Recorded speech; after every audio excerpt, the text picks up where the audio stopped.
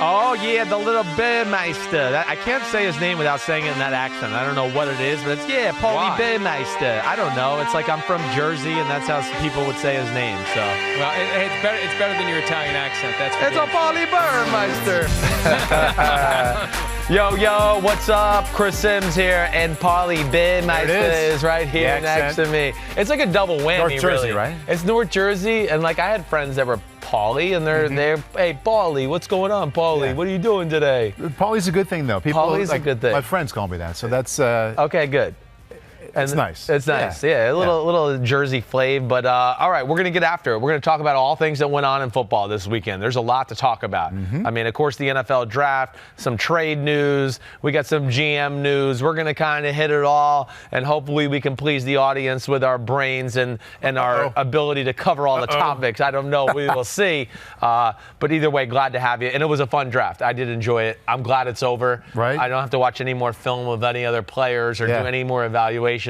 So that's always a big weight off my chest this time of the year. I'm very excited. So Thursday, I know you watched it in Manhattan with a number of loyal viewers and listeners. Friday. Yeah. Where'd you take it? Oh, the best place possible. Home? On the couch, feet up. Did you get left alone?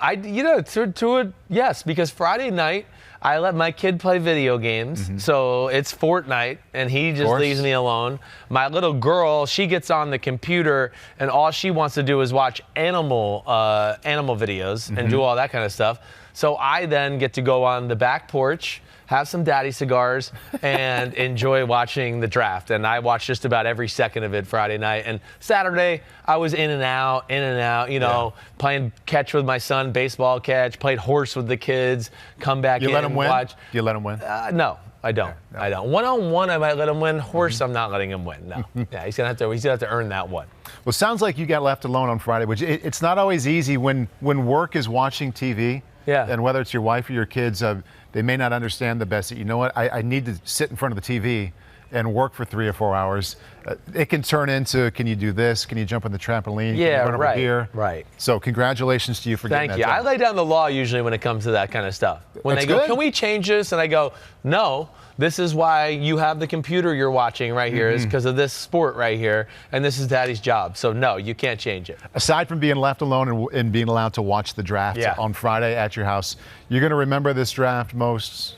I'm going to remember this draft most, one, because a team with the number 1 pick who had a quarterback drafted at number 10 the year before took another quarterback at number 1. Unbelievable, right? So that's still unbelievable. Yeah. We can't forget that. Number 2 will be the amount of defensive players taken, especially at the top part of the first round. I think that is certainly another thing I look at and just go, wow. And then other than that, I think those are the big ones. Maybe if I had to say 1/3 theme that maybe popped out to me is the fact we talked about this a little on Friday. Just lack of wide receivers and DBs at the end of the first round, so rare in this day and age. Running backs. And running backs, the NFL passing league right now, the spread offense.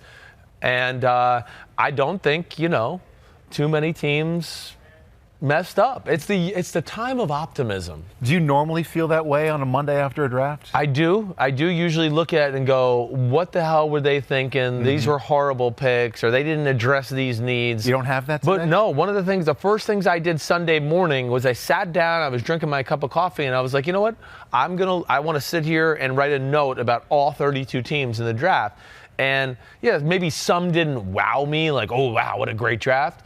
But I was never like, man, this was the dumbest thing I've seen in a while. At no point. I really thought, teams did, for the most part, address their needs. And it was a very interesting draft as far as some of those mid-rounds and the players that were drafted in those mid-rounds. So let's start right there. I think some people, when you talk about writing down the question, what were they thinking here, especially with the quarterback, would have expected you to include the Giants and Dave Gettleman. Yeah, sure. Taking Daniel Jones at 6. And I know you didn't love him as a player. Right. Like many people, you wondered about taking him that high. Yep. You've had 3 days to think about it. Right. What's your feeling on how it all went down and the fact that he is now the Giants' future? Okay, it is. I have a lot of feelings that have come about throughout the weekend. I think the first thing is, hey, of course, yes, I don't believe he was worth the number 6 pick of the draft. Like I said on Friday, I'm going to restate it one more time. But I'm not mad at the Giants for taking a guy that they believe was the future of their franchise at number 6. I'm not going to sit here and go, oh, they should have waited at 17. They could have got him at 17. Maybe they could have, maybe. And it certainly seems like this now in the aftermath that, yes, they probably could have. But you just don't roll the dice on a situation like that when you know he's the guy. Now, yes, I think, first of all, the conversation around this guy is completely different if he gets drafted at 17 or if he gets drafted at the top of the second round where the New York Giants, had a pick there as well. I think, okay, then people are able to swallow it a little bit better and go, oh, okay, this guy, I like it. He could be the future of this guy, huh? But at number 6, people want sex appeal. And I think a lot of just even the normal fan watched the highlights of Daniel Jones on Thursday night and they just went, that doesn't look that special. Right. And I get that. I totally understand that. This is where I want everybody to pump their brakes, though, okay? Let's, not just eviscerate the kid, okay, before he even takes a snap at practice. Give him a chance. Give him a chance. Right. Yes. And I'd like to point out, there's been worse first-round picks at quarterback than Daniel Jones. There's a lot of things I like about what he does to translate to being a franchise quarterback. Who comes to mind? You said there's been a lot of worse first-round picks. Okay, well, hey, this one is always going to be at the top of my. Blake Bortles at number 3. Yeah. Okay, I'll take Daniel Jones 365, 24/7, 7 days a week, twice on Sunday, over Blake Bortles at 3. Christian Ponder, okay. Blaine Gabbert. Same draft. Yes. Yeah. Jake Locker, I think, is maybe the draft Locker, before Gabbert, that? Ponder, I think was all the same. All the same. Okay, so there's what. I at the time did not have Johnny Manziel as a first-round quarterback. If anybody goes back and watches anything I did during that time, I feel better about Daniel Jones' future in the NFL than I did better than Johnny Manziel, who got picked at 22. Okay, Paxton Lynch, feel better about that. Wow. Tim Tebow, okay. Again, I'm taking Daniel Jones. I mean, Tim Tebow was drafted. Why? Because of his team around him, and the team had success. And for some reason, some people wanted to give him the credit for everything that went on in Florida. I'll even go as far as saying Teddy Bridgewater at 32. I mean, I think Daniel Jones is a better prospect than all of these guys. Okay. Now, having said that, I understand that people are going to go, but you had Jared Stidham and Ryan Finley in front of them. I think all of them are better than all the guys I just mentioned too. Right. Jared Stidham had a chance to maybe come out 2 years ago and was viewed as a first-round pick. Why? Because his team was good. Drew Locke, the same thing. 2 years ago, he comes out when he leads college football with touchdown passes. He's going to be a first-round pick. Now and then a new coach comes in, and he's part of a shitty offense, and his stats don't look the same, and the team doesn't win, and his value gets knocked down. So there's a lot of things I like about Daniel Jones. I do think we need to give him a chance. We are being a little overly critical. Of course. Yeah. I think so, too. Yeah. And I think once we get away from the fact that everybody wanted to talk about on draft night, he wasn't worth a pick that high. Right. Let's get over that, just like you've pointed out. Yep. And I think it's good context to say there are a number of other quarterbacks in the last 5 or 6 years that you feel were worse picks. Definitely. Getting past it, I think he walks into a great situation too. If he is the intellectual, cerebral quarterback that they loved about him, if that is indeed true, yes. Is there a better situation than walking in and learning from a super smart, kind quarterback? Right. He can learn from him. He's not under any pressure to play right away. So putting aside the criticism that came out right away, I don't know if a quarterback recently has ended up in a better spot in terms of what he's best at. Supposed to be a super smart guy. Yep. Not going to have to play right away. Right. He can learn from one of the best pros in the last 10 years. Yeah, exactly. And a guy that's got very little ego, and Eli Manning is a good team guy, has all those things that you like as far as being that mentor type quarterback. Paul, I think it's a very good point you bring up. It's a great situation for him. I mean, it's really, yes, a no-lose situation as long as he doesn't let, assholes like me and everybody in the media who said it was a bad pick at number 6 get him down. Don't listen to anybody like us. But a lot of people aren't coming off of that. You're not not coming off the point that, hey, I didn't love this kid in the draft. Yes. But now that we've stated that, let's get beyond it and think about some next level portions of this conversation. Yeah, too. exactly right. Let's move on. Yeah, I don't think he was worth the number 6 pick of the draft. If he was taken at 17, I still probably would have given some pushback. Yes, I would have. But I understand what they saw and what they see as far as a guy that could be the future of their organization. Hey, he's big. His arm is good. It's not great.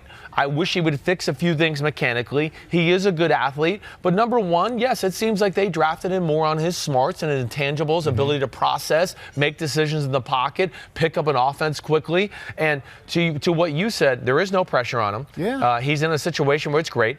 2, this is a team that's rebuilding their offense, and it's becoming a very quarterback-friendly personnel group. I know Odell Beckham Jr. is not there, but having Sterling Shepard and Evan Ingram and some of the other weapons they have, and getting a Zeitler at guard, and another guard in the draft last year, and Nate Solder at left tackle, and Saquon Barkley at tailback. There's a lot of positive things about this, and here's the other thing that's added to this.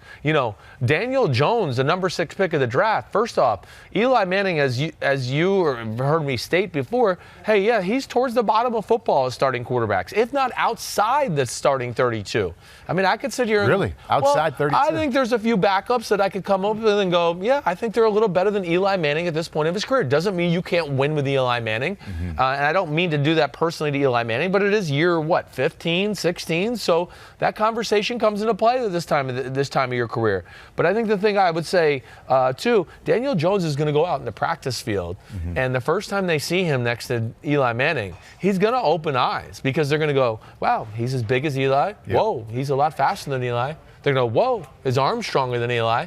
And from that standpoint, he's in a very positive spot, too, to where he can kind of go in and not only be the young 6 pick of the draft guy, but he's going to have to puff out his chest and be like, right, I'm the big arm guy here. I'm the big athlete guy. And that goes to selling the player to your team as well. As for being that 6th pick, one of the conversations that has developed from that selection, Dave Gettleman has come out and said, I knew for a fact that some other teams wanted him before 17 because he was asked, obviously, why didn't you just wait till 17 to take him? And people now want to take shots and say, how did you know that? You didn't know that.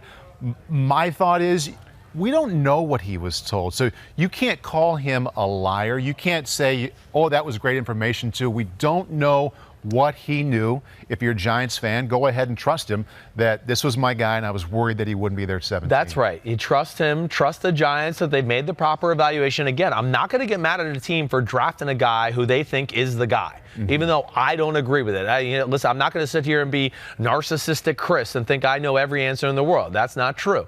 I could be very wrong about this whole thing, and I will admit it when that day comes. Now, David Gettleman, I think where he's wrong there is the way he phrased it. Don't say, I know for a fact, because that's what happens when you say, I know for a fact. Everyone looks in and goes, let me see if this is a fact. And all of a sudden, Peter King writes an article, Football Morning in America, and he tells us the team that we thought was one of the fact teams had Drew Locke as their number 1 rated quarterback. So that right away, and it doesn't mean there's still not 2 other teams that he's respected. Right. He just shouldn't have said fact. He should have just said, I know there was at least 2 teams that were very interested in quarterbacks and like Daniel Jones, and I didn't want to risk it. I think that's where he got himself in trouble, is the way he states his case there. Yeah. To now for all of us to go, well, we don't know for a fact. Nobody knows anything for a fact. Easy to understand why he was feeling defensive, though. Yeah, I get it. Those totally. kind of things come out. And he did a lot of other good things in the draft. So I think, as much as, we want to pile on Dave Gettleman, okay, Dexter Lawrence was a great pick.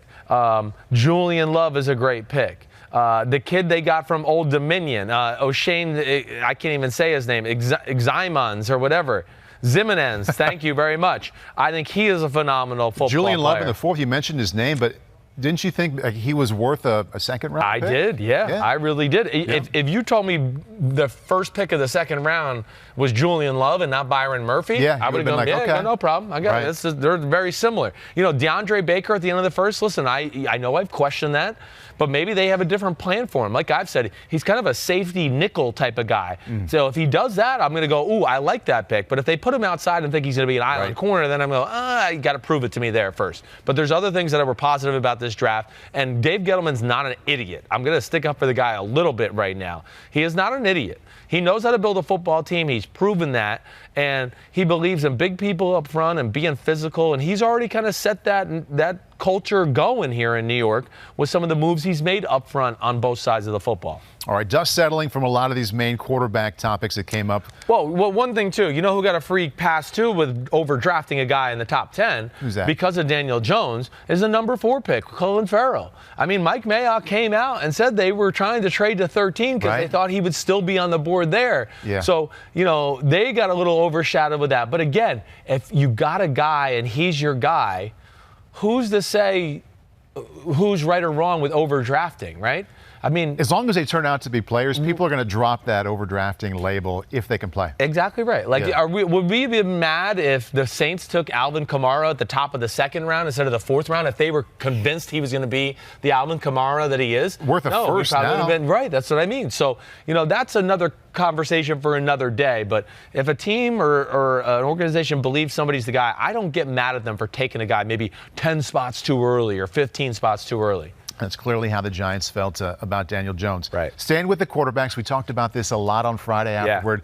I think we both kind of thought, how do the Cardinals, how do they still have Josh Rosen? Right. How do they not jettison him before the draft, during the draft, at least in round 1? So now in the 2nd round, they get a 2nd round pick, a late 2nd round pick from the Dolphins. He goes to what I think, again, is a fantastic situation with Ryan Fitzpatrick in front of him. Yeah, right. There to play. Yeah. If he's ready, he can play right away. Yep. If he's not, he can sit and watch. So the Arizona side of it or the Miami side of it, which side jumps out to you? Well, I think the Miami side jumps out more. I don't look at it as Arizona lost this by any way either. You know, first let's hit on the Miami angle. The Miami angle is brilliant. I mean, one, brilliant that, you know, they traded their mid-2nd round pick to get trade down to where they got a 2nd round pick for next year, you know, was brilliant in itself. Really, the way that Miami has orchestrated this full offseason with getting rid of guys like Cam Wake and Robert Quinn, where they paying part of their salary but acquiring draft picks has been very smart, very intelligent for team building.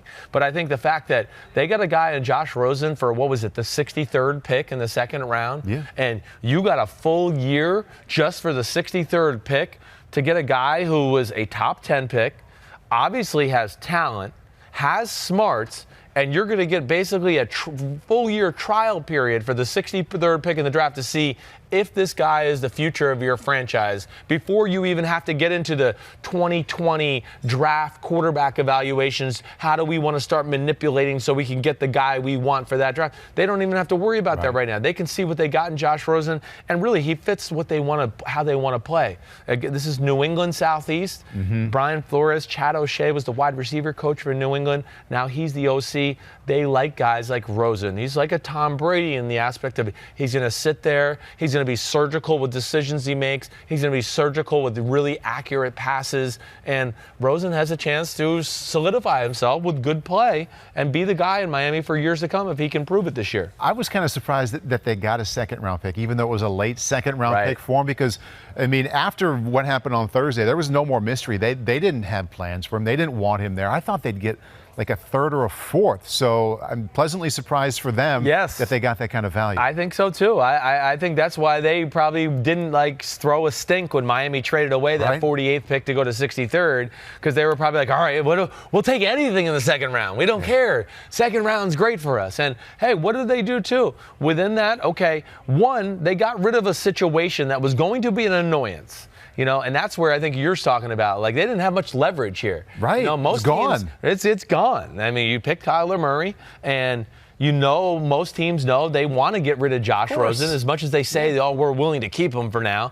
Nobody wants to have to deal with that. The first day in the locker room, it's, hey, Kyler, what about Josh Rosen right down there? Hey, Josh Rosen, what about Kyler Murray right down there? Hey, Cliff Kingsbury, you're a new coach. How you doing with these two coaches, these two quarterbacks? Like, nobody wanted to deal with that. So good for them for getting rid of them. And then, in turn, they get Danny Isabella. I mean, a Wes Welker for their offense, basically. Wes played with Cliff Kingsbury in that Texas Tech offense. That's what Isabella is going to be. I mean, he is perfect for that. He is what I call a white boy supreme. I mean, there's just not a lot of white people that can move and are as quick, as fast as that little is. Right. But he's perfect for that offense as a slot receiver. He was productive against the best teams on that schedule as well. He definitely was. Like when they played Georgia in college and stuff. Yeah. Yes, no, this is a player that belongs. I thought it maybe be the top of the third. He went somewhere in there, I think, when you asked me last week.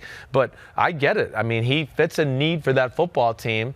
And hey, Arizona quietly has had a good free agency, and I thought had a very good draft with addressing a lot of needs in this draft. Look at the quarterback makeup in the AFC East right now, and the difference in the variety right now. You're talking about eventually Ryan Fitzpatrick will probably start for a while, but pretty soon in the near future, it's going to be 3 quarterbacks from the class of last year. You're going to have Josh Rosen, Josh Allen, and Sam Darnold, and Tom Brady in his 40s.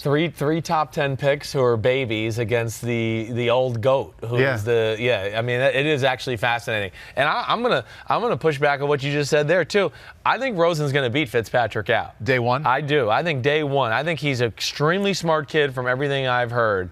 And as long as he can take a little tough criticism from the New England crowd that's going to be down there, because it's going to be culture shock to him a little. Right. Where last year when he missed a throw, they would have been like, well, we drafted you number 10. It's all right. Hey, we'd like you to make that throw. Yeah. Now with the New England regime, you miss a throw where a guy's wide open, they're like, what the f***? How do you miss that throw? And then they're going to show like some slappy on film and go, look, he didn't miss this throw. How'd you miss this throw? So if you can have that thick skin, he can prove to them, I think, in a hurry that he's worthy of being the starter there. And think about the dynamic that he'll walk into in that room. We talked about Daniel Jones with Eli Manning, but Ryan Fitzpatrick, of course, probably thinking he's going to start, but if he does get beat out, seems to me like the kind of guy that's going to be a super help, an asset, a resource, a mentor to him whenever that time comes in the meeting room. I do think so, yeah. I mean, Fitzpatrick. What a bonus. Yeah, no, it is. It's a bonus. It's a bonus to see how guys like that approach the game on a weekly basis, how they approach it in the offseason, the little tricks of the trade of what they do to prepare on a nightly or daily basis. Who was the best veteran for you that way? Oh, gosh. I mean, Brad Johnson was pretty damn good.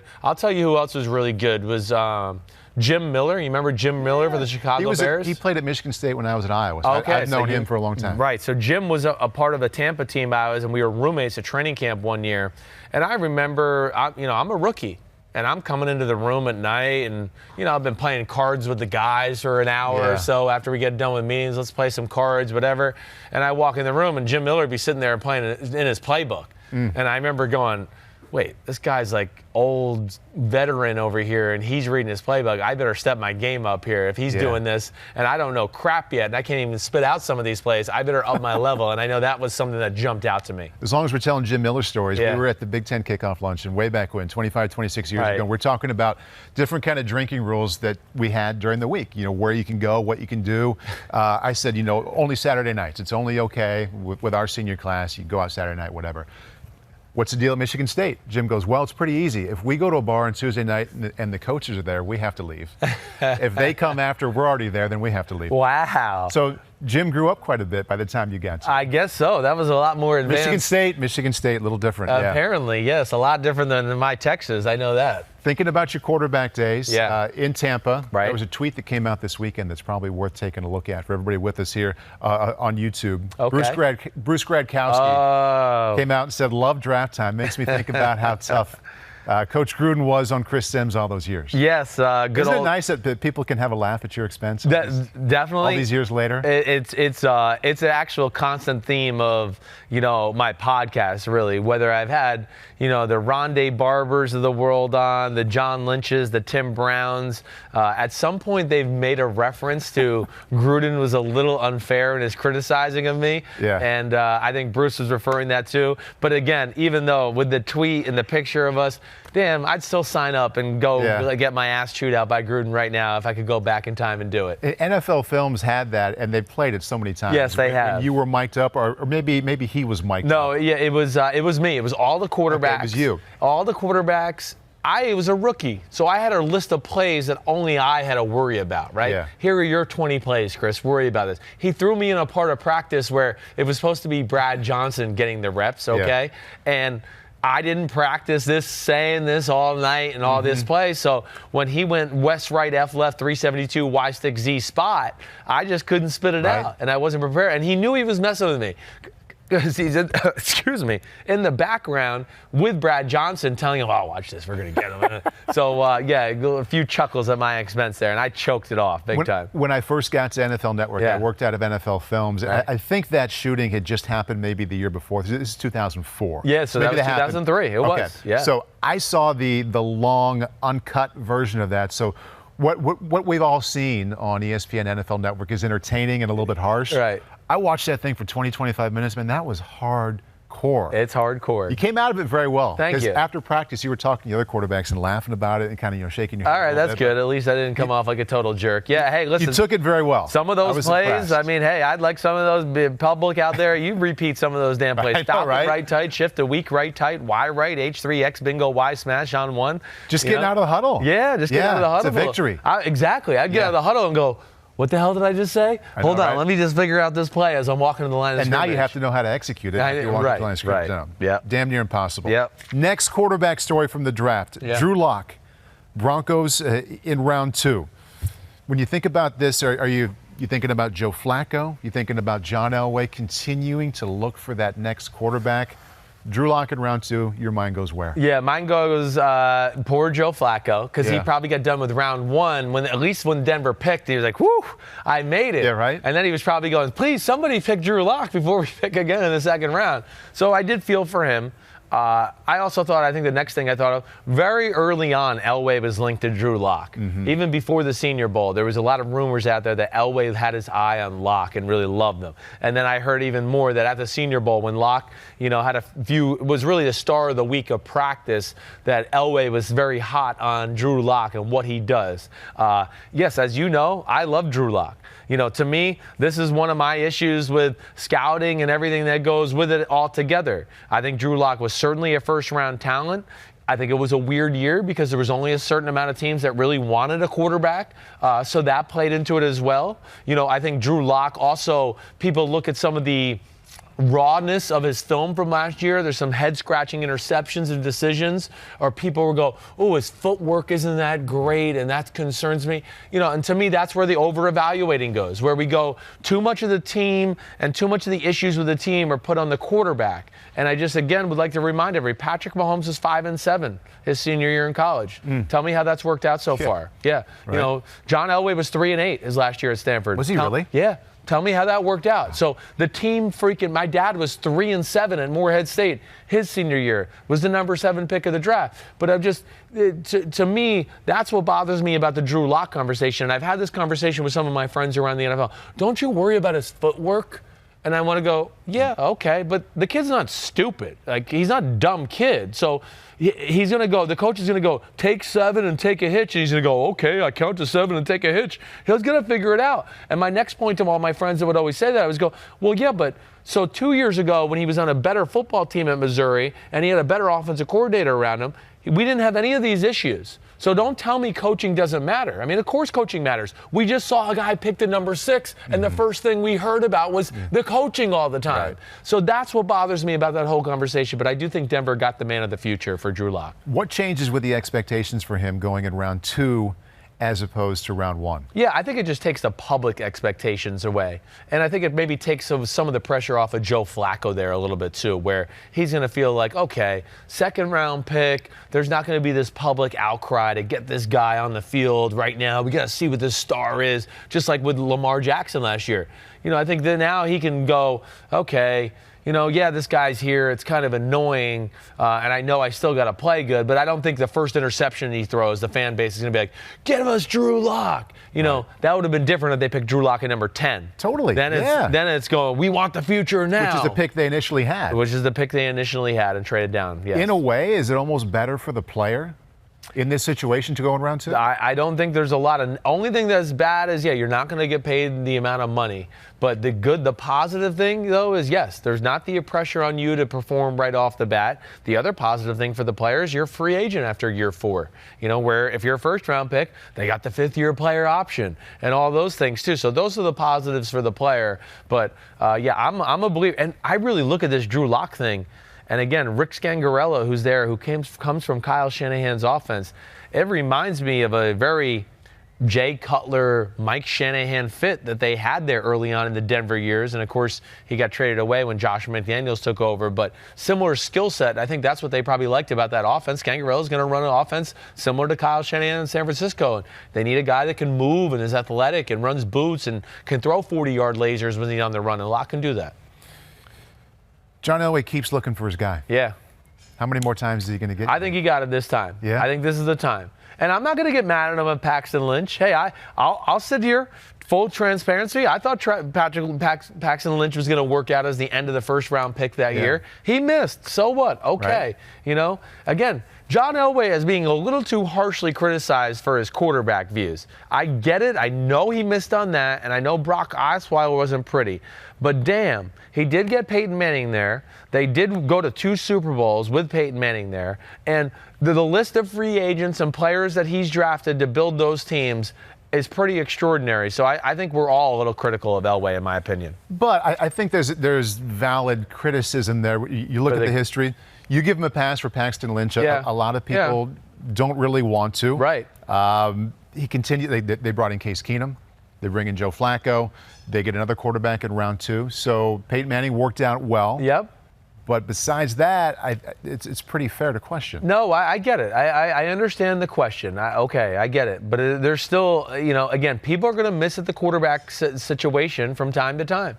And he tried to put a Band-Aid on it last year with Case Keenum and just try to make it work. He didn't like the way it went down. He moved on. The one thing I give Elway a lot of credit for is he never second guesses himself or tries to make a bad decision work. He recognizes, okay, it's not going to work with Keenum. Chips in the table with the next guy. We're trying to win it this year, and I respect that about his game. Other quarterbacks moving on past the bigger name guys in the earlier rounds. Will Grier, Panthers. Round 3. Yeah, I think the Will Grier, Carolina Panthers, I think is drafted clearly as the backup. I know, people were going, well, why did the Panthers GM even have to come out and justify this? Because people were talking about Will Grier as being a top, maybe a first rounder, a second round pick. Grier, to me, is the ultimate case of a guy that's not threatening to the starting quarterback. And he's going to get on the field. Everyone's going to go, well, it's not a great arm. It's not a great athlete. Cam Newton's the man. Right. And let's move on. And I think that's what that was. We're going to work through these quickly. Okay. Ryan Finley, Bengals round 4. Ooh, like the pick a lot. I mean, I thought the Bengals would need to be in the quarterback combo to a degree. Again, with their new head coach, Zach Taylor. Zach, thank you very much for helping me there. Similar offense to a Kyle Shanahan or a McVay. So they want a quarterback that's athletic. Finley is a very good athlete, throws the ball on the run very good, and I think is going to open up some eyes in training camp versus Andy Dalton because he's physically every bit as good, if not better. What a great situation. Round 4, not a lot of pressure. Great pro in front of him, a brand new head coach who you know was in on the picks. Yes, so, exactly. That one lines up pretty well. Right. Also in round 4 to the Patriots, another quarterback you liked a lot, Jarrett Stidham. Love him. I mean, again, I'll go back to what I said with Drew Locke. Again, I think a lot of the team struggles were thrown on Jarrett Stidham's plate for what happened at Auburn. 2 years ago, Jarrett Stidham almost thinking about coming out, and everyone's going, this guy's a first-round pick. Then he stays in school. He plays in front of the worst offensive line I saw on film, and their offense stunk, and he had no help, and all of a sudden he's a fourth-round pick. When I'm going to go, I see Tony Romo. I see a guy that I would say is more physically gifted than Jimmy Garoppolo coming out in the draft. That's what I would tell you right there. I think the freaking New England Patriots, they got a chance for this guy to be the guy at some point. Good athlete, moves, strong arm. I really think it was an unbelievable pick for the 4th round. We've talked a lot about how some of these young quarterbacks, these picks line up very well with what appears to be a great mentor in the building they can learn from, a later round pick. They're not under a lot of pressure.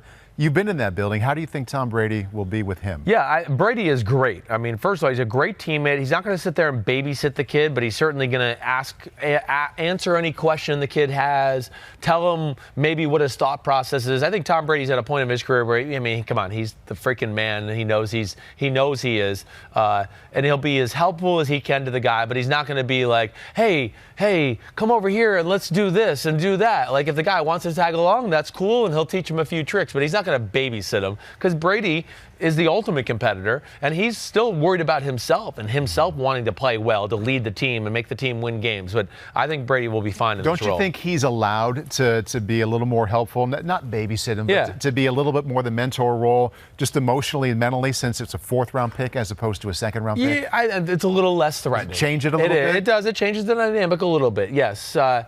It does, but he's a psycho competitor. He's going to look at it the same, whether it was 2nd or 4th. Yeah, he's going to be like, I like you. Ask me a question, I'll tell you, but don't think I'm going to tell you every trick in the world right now. Trace McSorley, Baltimore, round 6. Ooh, I love this pick. Why? Because I really think McSorley is going to be Julian Edelman. That's what I look at. This has nothing to do with quarterback. And at the very least, they're going to let him fail in training camp or just move him there? I think they're just going to move him. I would imagine. One, they have RG3 as their backup, so he's just like Lamar Jackson, so they don't need the backup. I really think McSorley is going to be used as like a weapon. They're going to put him on the field, slot receiver. Oh, here's a reverse. I'm going to toss it back to McSorley. McSorley's going to throw the ball down the field. I think he's going to be kind of that guy, like Weapon X. Watch out. We don't know what he can do. A lot like the Patriots we've seen Julian Edelman. They throw wide receiver passes. He's the guy that throws it down the field, does that stuff. I think that's the potential there for the McSorley pick I liked. Eric DeCosta building around the specific talents of his quarterback. Yes, he is. He's building a team around the system and what they envision the offense to be, and I like that. Tyree Jackson, Bills, undrafted. Yeah, I mean, I thought maybe he'd go late because, as I've said about this, and this is a guy that I said should move the tight end at the start of when the combine got over, but I changed my tune a little as I watched more because there's a few throws every game where I said, whoa, that was an amazing throw. Now, there was a few throws every game that were the opposite of that too. I went, whoa, how can you throw the ball that bad? But I just like it. Hey, they're going to have the real scoop on this kid and what he is. And they got a guy like Josh Allen, who's a big athletic quarterback. And I think they're going to probably let this guy just sit on the back burner, not even play him in the preseason, put him on practice squad, and hope that maybe he develops into something You're not gonna special. play him? It might not. If they don't feel like you don't want to throw him out there. They might not want him to have a roster spot, right? Because they're probably not going to be the backup this year. They got Derek Anderson. They're not going to want to put Tyreek Jackson and go, oh, if our starter goes down, we trust you, Tyree. Yeah. Right, so you got to take that into account. And I would be scared that he would make a few plays in the preseason and there are teams that would go, whoa, that was pretty amazing.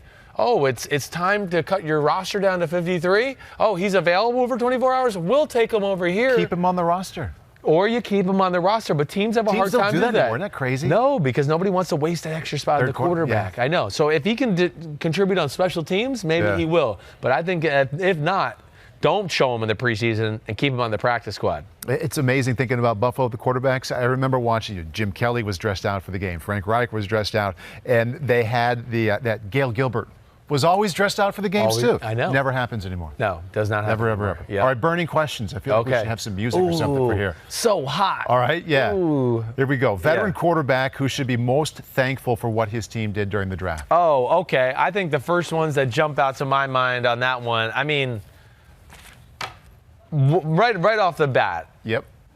Lamar Jackson, does he count as a veteran? This is where I should have asked this before. He is not a veteran. He does not a veteran, but he should be happy. When he's young. He should be happy because they got I've got Baltimore Marquise right in front Brown. of him. Yes, Marquise Brown and Miles Boykin. So I love that part of it. So he should be happy. I mean, come on. Russell Wilson, he should be happy. You got DK Metcalf at the end of the second round. And they weren't done there. Are you kidding me? Right. So that's one that I go right off the bat and just go, phenomenal. Excuse me, I'm burping my coffee here. Second one I go to is Andrew Luck. I mean, Andrew Luck got Paris Campbell at the end of the second round. Right. I mean, a guy that he's going to be able to throw the ball 3 feet to and go, oh, he might run 70 more yards with it. That's pretty good. I mean, that is amazing to me, the value, that right off the bat. Jimmy Garoppolo got a couple good ones, right? 2 studs that were like team favorites for so many teams I talked to, Paul, where they were like, nobody wanted to draft these guys in the first round. Or Which maybe couple are you talking about? Deebo Samuel and Jalen Hurd, the ex-running back from Tennessee who made a career decision to get out of running back and play receiver at Baylor. Those are 2 guys, if I had $1 for every scout or front office person that asked me or said something positive about them, how many would you have? I would have a lot of money. I would have made them over $100, I think. They were love affair guys where I think everybody saw oh, these guys can bring something special to the team. I don't know if they're worth a top 40 pick, but they're going to be awesome in the NFL. And Kyle, I think, just said, no, Deebo Samuel, I need this position. I like him. I'm going to draft him at the top of the second round. And Jalen Hurd, the same thing. I just think those are steals for those guys for where they got them. Also got a giant tight end from Stanford, Caden Smith. Yes, Caden Smith is a good football player, yeah. Those are the two. That was the ones that most jumped out to me. Did you guys want more there? That's all I got for you. I think that's good. Okay, that counts for the first burning question. Second one, a player's slide that made you shake your head. Greedy Williams. Okay, Greedy Williams. Second round, right? Second round, pick 46. Cleveland. Yeah. My man Thanos had to come up and get him. John Dorsey. He had to come out Avenger style and make a steal. But, yeah, first of all, Greedy Williams is the best cover corner in the draft. And if you were watching TV when he was drafted, nobody disagreed with that. He was the 7th one taken. 7th one taken. And he's your best. My best corner. And I'm not changing that. What's the disconnect there? The disconnect, and what drove me crazy, and I'm glad you brought me to this, was his tackling. I know, because, Deion Sanders got elected into the Hall of Fame because of his tackling. Yeah. Same with Darrell Green. Same with Champ Bailey.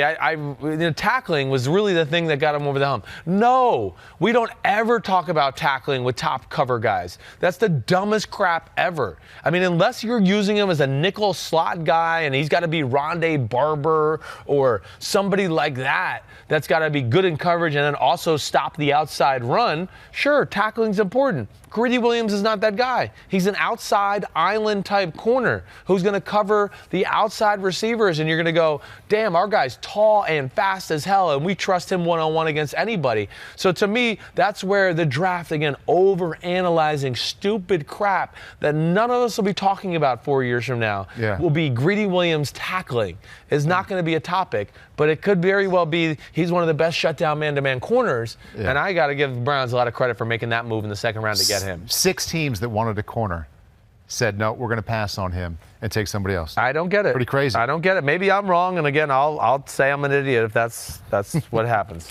Team that deserves a walk of shame after what they did in the 3-day draft. Oh, gosh. I don't know if I really know if there's a team that I look at it that deserves a walk of shame. Got to be at least one.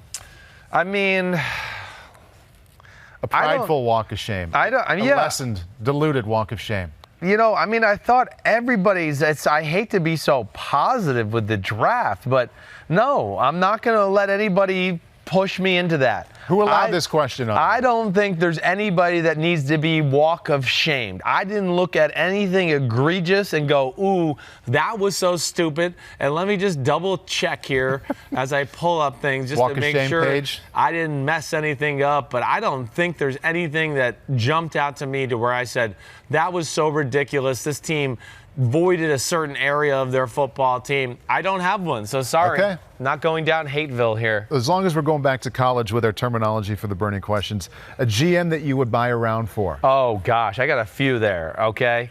All right, so the first one is my man Gutekunst, okay? Green Bay. Green Bay. Yep. I talked about it a little on Friday. I mean, Darnell Savage and Rashawn Gary in the first round, okay? That's off the chain, okay? But there's a few other picks that I gotta give a shout out to with Green Bay. Sorry, 2 seconds. There it is. Pull up the teams.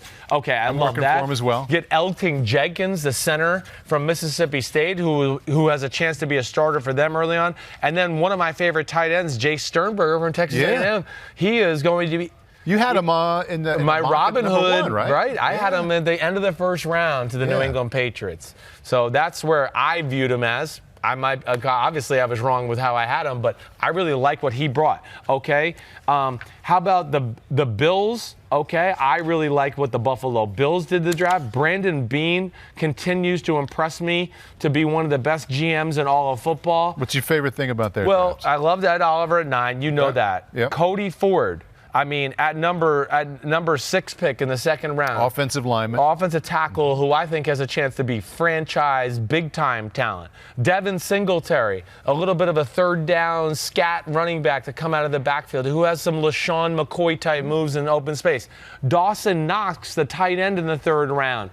He is a a tractor trailer as far as run blocking at the tight end position, who has potential to be something in the pass game too. So I looked at that as a great pick, and then got Voshan Joseph, a middle linebacker in round 5, who I could have sat there and argued that he was the 3rd or 4th best running back in the draft for all the guys that I watched. So I thought they killed it. That's an expensive round you're buying there. I know it is. It's a lot of like. So I mentioned the Packers, the Bills, the Colts are another team that jumps out to me. Again? I mean, Johnny Value. Last year they were terrific. Ballard is amazing. You know, he stands in a class of his own a little bit. Him, you know, John Schneider with the Seattle Seahawks, Belichick, Howie Roseman. I mean, to me, those guys are right now in a little bit of different, like, they're playing chess and everybody else is playing checkers when the draft's concerned. But the Colts, the guys they got. 7 other first 8 picks defense. Yes. And good corner in Rock Ya-Sin. Ben Banagu from TCU, freaky athlete off the edge. Paris Campbell, you know I like him. Bobby Okereke, we saw him play against Notre Dame. Kind of a player. Yeah, in between the tackles, thumper at middle linebacker. Love that. So, that was amazing. And I think the last one I got to give credit to is the Seattle Seahawks. I mean, the Seattle Seahawks, John Schneider, just, again, to me, showing his ability to build through the draft, why they didn't want to sign Frank Clark to big money and repeat some of the LJ Collier, I love. Marquise Blair, their 2nd-round safety, Paul. I'm telling you, he's as close as you're going to see to Cam Chancellor, who's come down in the draft a few years. Yeah, he is looking to rip people's head off. Then to get DK Metcalf. Okay, I love all of that. But then I get down into mid-round picks that jumped out to me. Ugo Amadi from Oregon. They needed kind of a nickel cover guy. He's got a chance to be something special at that position. Travis Homer, the running back from Miami, where, again, running backs get too evaluated sometimes on if one guy has a hole and one guy doesn't have a hole. We somehow think the guy that has the hole is better automatically. Look at it. He ran for yards. Okay, that's great. His hole was the size of a tractor trailer to go through. It's not fair to knock the other guy who has no hole and gets no yards because nothing's there. That's not fair. Every time I saw a hole for Travis Homer, zoom, he was one of the better running backs I thought in the draft. So those are teams to me that I think I would buy rounds for those GMs. You should have used Big Phil's voice there. That's when it would have worked. Right? Yes, it would have. You're right. For some reason, he didn't show up. I don't know why. All right, next burning question. Team that quietly crushed it. You've been so positive today. Yes, okay. It's hard to find someone that we've been quiet about. Yeah, I know, you're right. Okay, I thought that the Cardinals quietly crushed it. All we talk about is, of course, Kyler Murray, okay? But that would be one team I would go right off the bat. Getting a nickel corner in Byron Murphy. Getting the slot receiver in Andy Isabella. And those are both 2nd-round picks. Exactly right. Zach Allen in the 3rd round, who's like a big defensive end/defensive tackle type position they kind of need. Got the biggest receiver in the draft, and Hakeem Butler. You like him? I do. I think there is some potential there. He's, at the very least, going to be an amazing 50-50 jump ball, red zone type of target. The Miles Boykin type body. Exactly right. That kind of guy. Exactly right, Paul. Maybe not as polished and finished as he is yet, but does some freaky things. And then to get Deontay Thompson, a safety from Alabama in the 5th round, I just looked at that and went, ooh, that was quietly really good. You know, I mentioned the Jaguars, okay? The Jaguars, the biggest, meanest team in football, just got bigger and meaner. Okay? I mean, you get Josh Allen in your lap at 7. Are you kidding me? If there was one team in football that didn't need more D-line talent, it was them. Then to get Jawan Taylor in the 2nd round, I mean, you just go, holy cow, the team that would beat everybody up in a bar fight in the NFL is going to increase their bar fight. Josh Oliver, a really impressive tight end in the 3rd. They got a Leonard Fournette clone, I think, and Raquel Armstead at a Temple, who you know I liked a whole lot at running back. So that was another group I looked at as quietly awesome. I have more, but I didn't know how long we want this to go. Let's move on to the next one. Okay. It's a good one. Iowa tight end. Oh, in a better position to succeed. So you have T.J. Hawkinson, 8 to Detroit. Yeah. Fance at 20 to Denver. Both are in amazing positions. Both are with tight end friendly teams. So I don't even know how I'm going to answer this yet. What's your definition of tight end friendly? That's coaches that put emphasis on the position and orchestrating plays for that position to be involved in the game plan on a week-to-week basis. I think that's where I'd look at it. And I go one with TJ Hockenson, Jacksonville. I mean, Tom Coughlin, New York Giants, Doug Marrone's an O-line coach, John DeFilippo, who came from Philadelphia and saw what Zach Ertz does. I think there's great value on the position. Marrone values a tight end that can block too, just like a Tom Coughlin does. So he is going to be in a position to succeed. He went to Detroit. Oh, yeah, I totally messed up. Totally messed up. So wait, let me restart that. Really actually doesn't change my initial thought, really. Yeah. Okay? No, and it's okay. Even if going to Detroit, still a team with Matt Patricia, TJ Hockenson, okay? Yeah, they believe in the tight end play. I mean, they were in the conversation for Rob Gronkowski last year as far as a trade partner. But yeah, they are going to value, we saw a little bit with their change of culture. Two running backs in the backfield, downhill, smash mouth football. You're seeing Matt Stafford, who went through a cultural experience last year and had a tough time adjusting to it. Well, you need a player like this to, okay, there's play action. Let me come up. Ooh, the linebacker subbed up. Oh, well, look at Brady. Brady gets to throw to a wide open, nice tight end down the middle of the field every time. That'll be the same thing for him. So I think it makes a lot of sense there. I think if I gave the edge, though, I would give the edge to Noah Fant, being in Denver. I'm with you there as well. Yeah. If for no other reason than the expectations. I mean, TJ had such high praise leading up to the draft compared to Gronk. Now he's with the coach, Matt Patricia, who was in the same building as Gronk.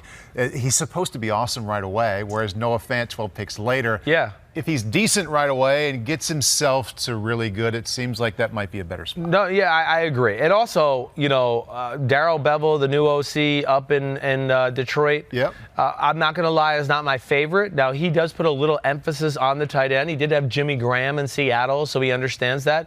But I'm a little bit in the, he's got to prove it to me a little bit more. Yeah. Where Denver, the points you made are just. Joe Flacco, we know already loves to throw the tight end. Mm-hmm. And Scangarello, again, came from a place with Kyle Shanahan who just watched a tight end like George Kittle break the NFL record, right? So to me, they're going to know how to use Noah Fant. Darrell Bevell, 18 and 19 in a game, 1993. 18 and 19 18 in a game? and 19. Yeah, good for him. Right? Yeah. Yeah.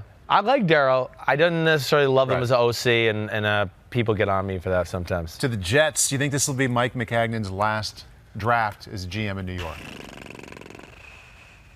If you asked me this last week, I would have said no. I feel like actually that it became publicized actually might have saved him. I do think there was... How's that work? I feel like...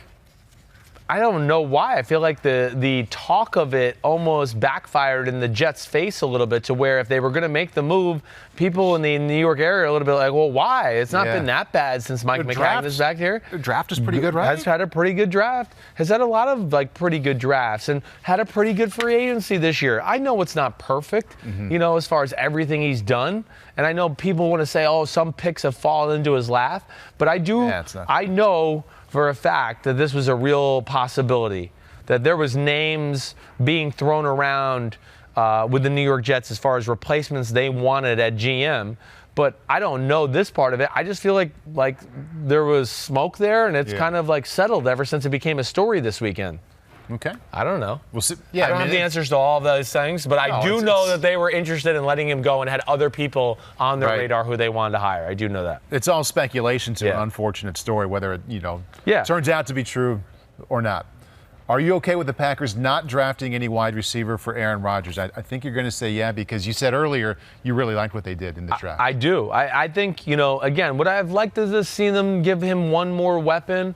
They got the tight end. They do. They got the Sternberger from A&M, who I really like, okay? I think some of these younger guys, Equanimeous St. Brown, Valdez Scantling, I think they value these guys as players to come up, through the pipelines here in the future. The biggest thing I look at, though, is they helped Aaron Rodgers. For the first time ever, he's not going to have to be the guy that carries the team. The defense might be able to win a 20-17 game or a 17-14 game. I mean, their defense, to me, has made drastic improvements this offseason to where I want to go, gosh, they have the capability to be like a top 5 defense just the way it looks on paper and the defensive coaching staff that I already liked before this. So, I have no problem with the fact that they didn't do it. They used their picks wisely and I think got good players that at least helped the football football team. Aggressive in the first round, too, to add the safety in addition to Rashawn Gary. You know it. Those are two man crushes. They just gave me more incentives to root for Green Bay as we go along. But, yeah, I love the Dexter Williams. That's the one I wanted to bring up about. They got Dexter Williams as the 6th pick. Right. 6th round pick. Potential home run hitter. Potential. Yeah. You and I watched a lot of games the last 2 years. That guy breaking runs, and he's explosive. He needs to brushing up his pass protection skills a little bit. Yes. And maybe when nothing's there, just smash your head in there and get 2 yards and don't go -2. Right. But there is big play potential with our man Dexter Williams. Big time difference maker he was last year. Yes. Okay, scale of 1 to 10, how happy do you think Jimmy G is with the selections of Deebo Samuel and Jalen Oh, gosh. I mean, you going 10? He might have asked another porn star out on a date that night. I don't know. I mean, he was definitely like, that's like. That's a 9. I'm going to give it a 9. Okay. I'm going to give it a 9 because he probably could be like, why didn't we trade the Hurd pick and get back into the second round and take DK Metcalf? That's where I'd like to bust my buddy Kyle Shanahan on. But no, those are 2 awesome picks for a position of need. You know, the 49ers, again, you know, Kyle orchestrates his wide receivers to where they have their kind of definitive roles. And you do have to have this. You know, he's got Marquise Goodwin. Hey, you're going to be the guy that takes the top off the defense. He's not going to ask Marquise Goodwin to do dirty work over the middle. Why? Because it's not realistic to ask him to be successful at that. So he's got that guy to do that. He's got a Dante Pettis who can do a little bit of everything. Go over the middle, run routes, beat you deep. Now he's got 2 junkyard dogs who not only can be, I look at these guys like a Mohamed Sanu who he had in Atlanta, where they're guys that are, the safety's down in the box. Come in here. We're running that way. Block that safety. Deebo Samuel, Hurd, they're going to throw their head in there like they're fullbacks. They're going to add that. But then the play action over the middle that Shanahan's so great at, these are guys that can catch the ball over the middle, break a tackle, make a guy miss, and get 25 extra yards to where, it makes life very easy on the quarterback. You know, I love how he does that because New England does the same thing with defensive backs. They play matchup football. That's what I love about what they did in the draft. They got a Joe Juwan Williams. Maybe not the sexiest guy in the second round out of Vanderbilt. Corner from Vandy, Right. Yeah. You know, we watched him a little bit again when Vandy played Notre Dame this year. 6'2", you know, ran like a high 4.5 or it might have been even a low 4.6. But New England has a plan as far as how they match up their DBs. They don't just go, you're the starting corner all year long and you go out there. The only guy on their team that's like that is Stephon Gilmore. The rest of them, it's, what is the receiving core we're playing this week? And how do we match up? It's a bunch of small guys? Well, we'll play our smaller unit this week. Right. It's bigger guys? And I need somebody to cover Travis Kelce? Joe Juwan Williams. That's why we drafted you. You're a tall, big. Go out there and cover the tight end. That's big, too. Right. And that aspect is what's the beauty of New England, how they do that to their defense. I'm just counting the number of picks New England had because, as usual, they had a lot of trades Bill pulled off and piled up picks 1, 2, 3, 4, 5, 6, 7, 8, 9, 10. And it also stands out, and again, you've worked for this organization, so you know, is it a coincidence that every single one of their picks, they're either from the SEC, the Big 12, or the Big 10, and they pretty much hit every position, as I'm looking at here. They really did, except tight end, except linebacker, and except kicker. Every other part of the game got touched. Hit a little bit of everything, building for depth. I do think there's certain teams that Bill has his eyes on. I would certainly say Bill favors the SEC because Bill's old school. And just what we saw with this team this year. They want to overpower you, New England. They're back into that mold of big O-line, big D-line, and the SEC and Big Ten, there's nothing better as far as a college conference out there than those two. Vanderbilt, Alabama, Arkansas, Auburn, Ole Miss, and that's just the SEC. Right. You throw in Michigan. Yep. Throw in West Virginia, Arizona State. Is it coincidence, or you think that they target that kind of place? I think they target certain coaches, certain cultures in college football. And it's not foolproof. You know, every now and then there's going to be a culture they might not like, but they're just going to go, damn, this guy's really good, and we got to have him. He fits our culture, so we'll take him. But I do think, there's a reason why we saw years of Urban Meyer, Florida guys on their team. Right. And Greg Schiano, Rutgers guys on their team. Because he went, you know what? Those two head coaches, they're like me. They expect a lot of their players. They make them work hard. They have to be detailed on a daily basis, and they're physical in practice. Like these guys are coming from teams where they're not going, well, we have to put full pads on a Wednesday. I don't want to have to do that. He doesn't want that crap. Right. He wants, full pads? Okay, yeah, let's go out and play football. You can only practice in full pads, like 9 or 10 yeah, times now it's totally changed. Yeah. But, yeah, New England's just amazing. Like I said, they're on another level, like I said, with Howie Roseman, John Schneider in Seattle, Ballard. Yeah. They don't draft the best player available. Mm-hmm. They find the best player available for the need they have. If that doesn't coincide, that's when you see them trade down.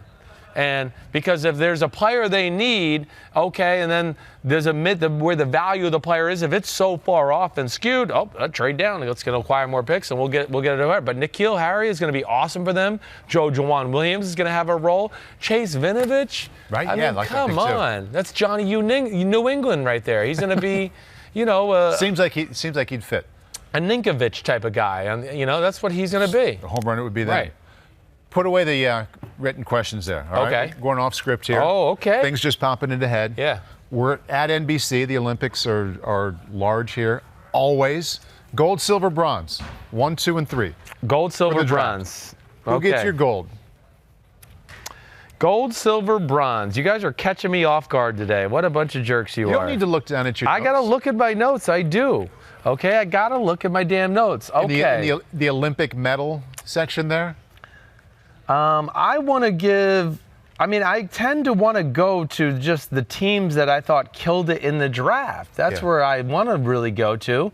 And to me, that's where I want to go Bills, Colts, Seahawks. That's 3. I need 1. You need 1? 1 for gold. 1 for gold. Yeah. We need some sequential here. Okay. Yeah. I'm going to give gold to the Seattle Seahawks. There you go. For the most picks? For the most picks, trading down and really, again, I know my opinion doesn't matter, but guys that I felt fit needs, and I think guys that have chances to be special. Like, I didn't look at these and guys and go, they just filled a need. I went, they filled a need, and this guy has some traits to be a superstar. That's what I like about some of their picks. So your gold is Seattle. Your gold is Seattle. Silver, I think I'm going to give to the Buffalo Bills. Okay. Yep. When you get Ed Oliver and Cody Ford, like 2 of the best offensive and defensive linemen in the draft and in the first 2 rounds, yes, I got to give you a lot of props there. I thought their top five picks in general were kind of off the charts as far as what they did there. So I'm going to give them the silvers. I just want to make sure I got all the names right there. But yeah, Knox, Voshan, Joseph, Devin Singletary. And then bronze, I'm going Colts. Colts are getting my bronze. Okay. Doesn't have a first-round pick, trades out of the first round, ends up with 3 second-round picks. And again, 7 out of the first 8 picks, defense. Just killed it. I just think he got guys that, they might not have been the sexiest names, but guys I looked at least in the evaluation process, where I went, this guy has a chance to be something here. And Ballard has a special eye for that type of player. He does. Darius Leonard was all-pro out of South Carolina State, second-round pick. Mm-hmm. I think that just speaks to his resume. We talked about the quarterbacks, and you like me, you like the fit. Well, what was your gold, bronze, and silver? I don't have the gold medal select section of my notebook there. Good. Okay. Moving on. But anybody jump out? Anybody that you loved overall, where you're just like, I really like that pick, or was anything that got you really sexy? It's okay. Take your time. You thumb through your computer. I'm old school. I have the actual pull out the teams printouts here. And this is a podcast, so we can always cut out dead time. So don't worry. This is not live TV. We haven't talked a lot about Atlanta, and we talked about them on Friday. Okay. I really like what they did for Matt Ryan. Again, we'll see if the guys can play. Yep. But 2 offensive linemen in round 1. I get you there. I think he can play at a high level for a long time, so you're helping him there. I like the running back, Kadre Ollison from Pittsburgh, that they got in the 5th round. Little power guy to go with Devontae Freeman. We saw him play during the season, so that is good. He is damn good. I like what Denver did, getting Drew Locke in the 2nd round. Yeah. I would have felt different if they would have gone quarterback in the 1st, but something just changed when you address other needs earlier. They had 2 picks before him. Right. When you wait till the 2nd round, it just the expectation level, the fact that you served other needs with higher picks, I feel better about that there. The move of the draft, if I had to give a gold medal move of the draft, I'm giving that to the Pittsburgh Steelers. I am. We talked about that Friday. From going 20 to 10. To get the inside linebacker. To where there's only 2 guys that could have fit the Ryan Shazier mold in this whole draft. And it was the 2 Devons. And they got one of them. And I would say it was the biggest need for their football team overall. The fact that they made that trade and got it done and got a stud middle linebacker to replace the Shazier factor, I think is huge for their football team and their defense. To the quarterbacks, and I'll answer this one first. We went over a number of these situations that clearly we liked. We think a lot of guys are walking into a building where they're going to have a real chance. Yep. I like, if I had to pick out one, I like Ryan Finley to the Bengals in round 4 for a couple reasons. Round 4, not a lot of pressure right away. In fact, maybe no pressure right away. Right. Andy Dalton, the little I've been around him from the time he was back at TCU, I think he's going to be a really good mentor. Yep. And you want the developmental quarterback to be in sync with the new head coach. Zach Taylor is there. He wants Ryan Finley to work out. So I think of all the quarterbacks, I say, God, I wish I was that guy at age 21, 22. I'd pay money to be him for the next couple seasons. It is a good spot. Ryan Finley's my guy there. Yeah, okay, I like that. I'll say this. It's sad and happy all together as far as I loved Mecole Hardman being drafted by the Kansas City Chiefs. He's going to be the Tyreek Hill replacement. I mean, they had to move up in the second round, I think, because they realized they're in deep crap with Tyreek Hill, which they should be. And Mecole Hardman was one of my crushes of the draft. He was one of my Robin Hood guys where, he has that type of skill set. Like, Mecole Hardman could be the guy we're seeing Patrick Mahomes throw the 70-yard bombs to on a regular basis. He has that type of talent. I love that. I want to just throw some love out to a few other people that we didn't get to, too. Hey, how about the Panthers? They got their starting defense end in Brian Burns in the first round. They got a starting left tackle in the second round and Greg Little out of Ole Miss. I thought that was phenomenal that it jumped out to me. The Chargers, Tillery at the end of the first, get Adderley, the Delaware safety, at the end of the second. 2 big positional needs for their team and their defense. They got 2 starters right away. Day 1, they're going to be thrown in there. They're going to be starting. So I just wanted to show some love to them. And then after that, I'm kind of done. Other than that, I think the Raiders and Mike Mayock, who we didn't talk about enough here. Yes, they overdrafted for Clelin Ferrell at number 4, but I'm never going to be mad at a team taking in some player that they truly believe in. I love that. But the rest of what they did, I think, they got their Alvin Kamara and Josh Jacobs. They got their John Lynch and Jonathan Abram, okay? I'm making Tampa references, but Abram is a strong safety, going to knock your head off, going to add attitude to the defense, which I know what John Gruden liked. Got Trayvon Mullen, the corner I liked and had number 2 from Clemson, in the high in the second round. Second round, yeah. He's a guy that I looked at, and again, I put value into how you can cover man-to-man. And other than Greedy Williams, I thought Trayvon Mullen was the second best cover corner in the draft. And then get 2 value picks in the 4th and 5th round. This is where I got to give Mayock a lot of credit. Foster Moreau, tight end at LSU. Kind of a big road grading blocking tight end, but has some physical attributes to develop into a pass-catching, dual-threat type of guy. So I like that, what they did in the 4th round. And then got Hunter Renfrow, another white boy supreme from Clemson. Tremendously productive at Clemson. Tremendously. Yeah, he was. Yeah. Just look at Adam Humphries, who just got signed by the Tennessee Titans to 4 years, $36 million. It's the same type of player. It's the same guy. So I just looked at that, and I wanted to give old Johnny Gruden and Mike Mayock some love. I want to pile onto that one, too, because we'll see if all these players turn out. But the cool thing about what Mike did, and I had the chance to work with him for 10 years while he was evaluating these players. I saw how he did it, and he was so himself in that role when he was the draft evaluator on television. He had his way. He had things he liked about players, things he didn't like.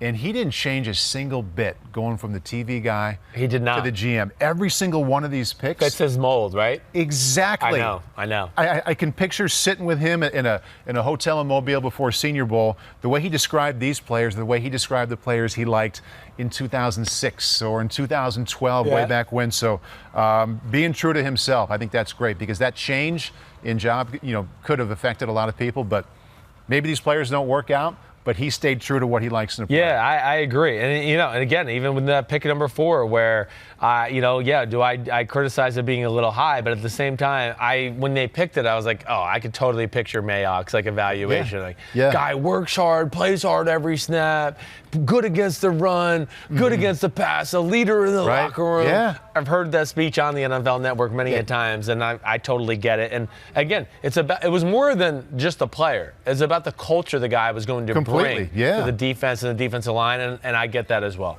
2029, 10 years down the road. Yeah. You're going to look back and say, this player was the very best pick. Could be a first rounder, could be a sixth rounder. This guy was the best pick of the entire draft. I think that it's going to be between, if you made me bet with 2 people here, I'm going to pick 2 names. Quinnen Williams and Ed Oliver. I think those are the 2 guys I look at and go. A couple of AFC East defensive linemen. Yeah, I just look at that Ed Oliver with that coach, McDermott, defensive genius. They need the position. Their defense is already good. I think he can have one of those rookie years where we go, whoa. This is it's week 9, and he's already defensive rookie of the year. We've already cemented it. It's over. He has a chance to be that. Can the draft go rounds 8, 9, and 10 so we can, have a little more material? A couple days? No, I don't want to watch any more film on any more players. I'm filmed out, so no thank you. Thank you very much. Thank you very much, Miss Lippy. Well, my man. We did it. Yeah. That was fun. Yeah. You're coming back Wednesday, right? I've been told that. All right, good. You better be here. We're going to have Big Phil on Wednesday for sure. Awesome. Okay, so. It's been a while. I know. And we're going to have Jeremy Tunsil. Did I just say Jeremy? What if we get Jeremy and Laramie on? Huh? That would be amazing. Yeah. But Laramie Tunsil from the Miami Dolphins, franchise left tackle. You hung out with him, right? Yep, hung out with him. It was a lot of fun. So we'll have that for the Wednesday podcast. And, of course, we're going to keep everybody up to date with all the breaking news and whatever's going on in the NFL. Yeah. Hey, thanks as always, man. Good to see you, man. You're my homie. That's for Paul Burmeister. I'm Chris Simms. Peace out. You know where to find me. Talk to you on Wednesday.